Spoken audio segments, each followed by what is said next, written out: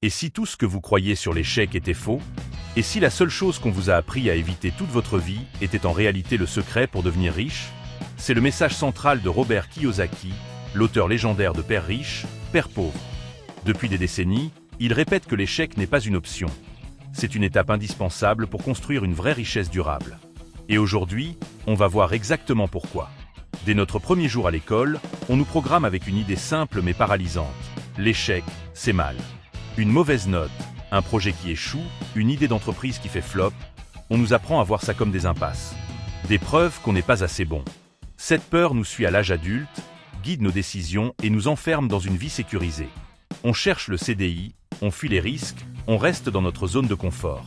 Mais pour Kiyosaki, cette zone de confort est un piège. C'est la définition même de ce qu'il appelle la course de rat. Un cycle de médiocrité financière alimenté uniquement par la peur de l'échec. Et cette peur est le plus grand mur entre vous et votre liberté financière. Partie 1.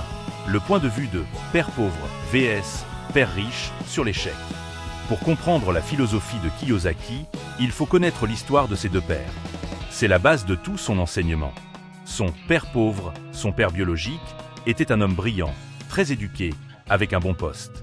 Il croyait au chemin classique, bonne note, bon job, sécurité, retraite. Pour lui, l'échec était la pire des choses. Une erreur pouvait lui coûter son travail, sa pension, sa réputation. Dans son monde, l'échec marquait la fin. Un échec, c'était de l'incompétence. À l'opposé, il y avait son père riche, le père de son meilleur ami. Cet homme n'avait pas de diplôme universitaire, mais il avait un doctorat en argent réel. Entrepreneur, investisseur, il voyait l'échec comme un ingrédient essentiel du succès. Il enseignait que si tu évites l'échec, tu évites aussi la réussite. Tandis que le père pauvre cherchait la sécurité de l'emploi, le père riche visait la liberté financière, faire travailler l'argent pour lui. Et il savait qu'il fallait prendre des risques, faire des erreurs, apprendre, recommencer. Pour lui, l'échec n'était pas final, mais éducatif. Cette différence de mentalité change tout. Les pauvres et les classes moyennes ont tellement peur de perdre de l'argent qu'ils ne prennent jamais les risques nécessaires pour en gagner. Ils jouent pour ne pas perdre. Les riches jouent pour gagner. Ils savent que les pertes font partie du jeu. Partie 2. Comment l'école vous programme pour la médiocrité financière. Rappelez-vous l'école. Que se passe-t-il quand vous vous trompez? Une croix rouge. Une punition. Tout le système est fait pour récompenser ceux qui ne se trompent pas. On forme de bons employés, obéissants, capables de mémoriser, sans faire de vagues. Kiyosaki dit que c'est un vrai problème, car dans la vraie vie, ce ne sont pas ceux qui savent tout qui réussissent. Ce sont ceux qui s'adaptent, qui se trompent, qui apprennent, qui pivotent. Une erreur n'est pas une note, c'est un signal. Un indice qu'il faut apprendre quelque chose. C'est pour ça que Kiyosaki insiste tant sur l'éducation financière. L'école vous apprend à travailler pour un salaire. L'éducation financière vous apprend à faire travailler l'argent pour vous. Tout commence par comprendre la différence entre un actif et un passif. Un actif met de l'argent dans votre poche. Un passif vous en enlève. L'école ne vous apprend jamais ça. Elle vous forme à avoir un bon job pour pouvoir acheter plus de passifs. Et vous restez coincé dans la course de rat. Pour en sortir, il vous faut un autre type de savoir. Celui que seule l'expérience du monde réel, et donc l'échec, peut vous donner. Si cette vidéo commence déjà à changer votre vision de l'argent, likez maintenant. Et abonnez-vous avec la cloche, car on va voir 3 principes clés de Kiyosaki pour transformer vos échecs en votre meilleur avantage. Partie 3. Principe 1. L'échec est un feedback. Premier grand changement de mentalité. Arrêtez de voir l'échec comme un jugement sur vous. Voyez-le pour ce qu'il est vraiment, de l'information, du retour d'expérience. Un investisseur qui perd de l'argent n'est pas nul. C'est le marché qui lui dit que l'idée n'était pas bonne, que le moment était mal choisi, ou que le plan était bancal. Le père riche a appris à Kiyosaki que les gagnants sont ceux qui deviennent curieux de ce feedback. Ils l'analysent, apprennent et s'améliorent. Imaginez un scientifique qui cherche un vaccin. Il va rater des centaines de fois. Mais à chaque échec, il obtient une donnée. Il élimine une piste et se rapproche de la bonne solution. Le chemin vers la réussite est pavé de ces échecs-là. En business, c'est pareil. Vous lancez un produit, personne ne l'achète. Ce n'est pas une tragédie. C'est un message du marché. Sur votre marketing, votre prix, votre produit. Les perdants le prennent personnellement. Les gagnants y voient une chance d'apprendre, d'ajuster leur stratégie et de recommencer. Si vous avez échoué, c'est que vous êtes dans l'arène. Et c'est là que tout commence. Partie 4. Principe 2. L'échec renforce vos muscles financiers. Éviter l'échec à tout prix vous affaiblit. Sur le plan émotionnel et financier, Kiyosaki explique que la vie financière de la plupart des gens est gouvernée par deux émotions, la peur et la cupidité. La peur de perdre les empêche de commencer.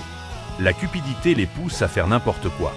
Chaque fois que vous échouez mais que vous vous relevez, vous renforcez votre muscle financier. C'est comme la muscu. Vous ne devenez pas fort avec des poids faciles. Vous progressez quand vous poussez jusqu'à l'échec musculaire. L'échec financier, c'est pareil.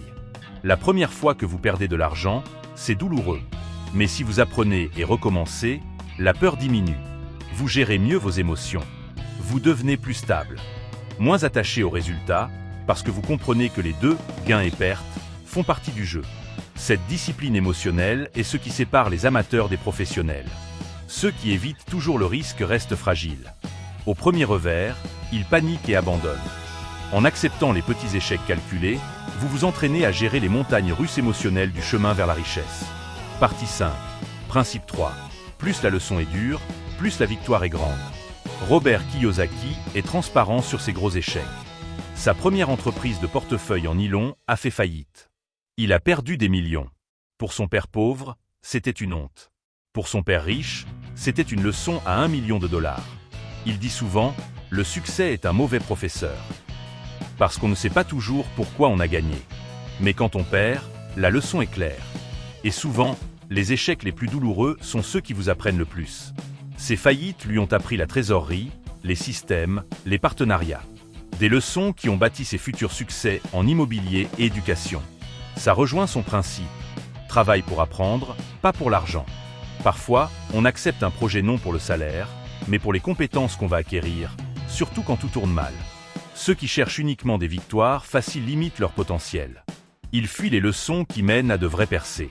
Accepter le risque d'un gros échec, c'est souvent le prix à payer pour un grand succès.